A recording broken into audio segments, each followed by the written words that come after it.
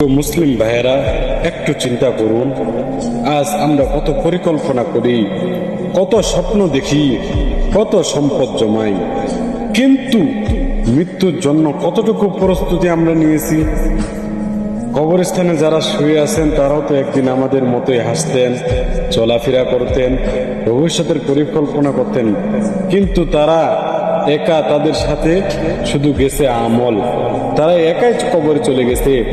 আল্লাহ তাআলা আমাদেরকে বারবার স্মরণ করিয়ে দিয়েছেন যে প্রত্যেকটি প্রাণীকে মৃত্যুর স্বাদ গ্রহণ করতে হবে।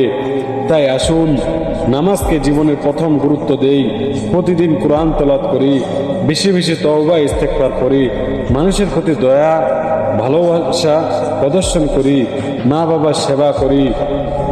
মনে রাখবেন, কিয়ামতের দিন টাকা পয়সা পদ পদবি আমাদের কাজে আসবে না, শুধু আসবে ঈমান আর আমল। আজ যে সূর্য ডুবে গেছে তা আমাদের জীবন থেকে একটি দিন কমিয়ে দিচ্ছে। তাই প্রতিদিন আখিরাতের প্রস্তুতির জন্য কাজে লাগান, আল্লাহ ইবাদতে কাজে লাগান।